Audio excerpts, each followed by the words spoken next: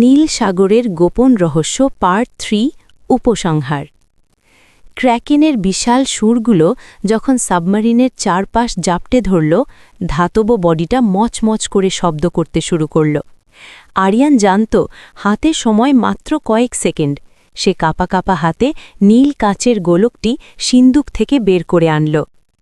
আরিয়ান লক্ষ্য করল গোলকটির গায়ে কিছু অদ্ভুত ছিদ্র আছে, যা থেকে মৃদু শীষের মতো শব্দ বের হচ্ছে। সে বুঝতে পারল এটি একটি বায়ুচালিত শব্দযন্ত্র, যার কম্পন ক্র্যাকেনের স্নায়ুকে প্রভাবিত করে। আরিয়ান সাবমারিনের স্পিকারের সামনে গোলকটি ধরল।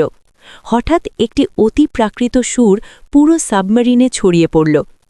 সেই সুর কানে যেতে ক্র্যাকেনের আক্রমণ থেমে গেল।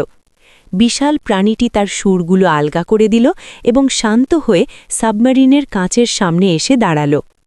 আরিয়ান দেখতে পেল সেই বিশাল চোখের গভীরে কোনো হিংস্রতা নেই, বরং আছে এক অদ্ভুত বিষণ্ণতা।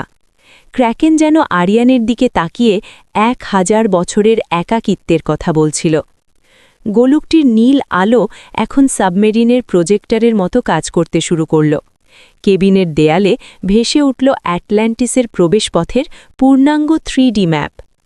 আরিয়ান অবাক হয়ে দেখল অ্যাটলান্টিস কোনো রূপকথা নয়, এটি প্রশান্ত মহাসাগরের নিচে একটি জীবন্ত বায়োডোম, যেখানে আজও হাজার হাজার মানুষ বাস করছে, পৃথিবীর মানুষের চোখ এড়িয়ে।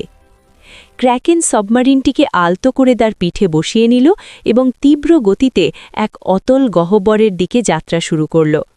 আরিয়ান তার ক্যামেরা অন করল। পৃথিবীর সামনে সে আজ এক মহাবিস্ময় উন্মোচন করতে যাচ্ছে। কিন্তু সে কি এই গোপন সভ্যতার কথা সবাইকে জানিয়ে তাদের জীবন বিপন্ন করবে, নাকি এই রহস্য সাগরের নিচেই কবর দিয়ে দেবে? অন্ধকার চিরে দূরে এক উজ্জ্বল শহরের আলো দেখা দিতেই আরিয়ান এক কঠিন সিদ্ধান্তের সামনে দাঁড়াল। সমাপ্ত।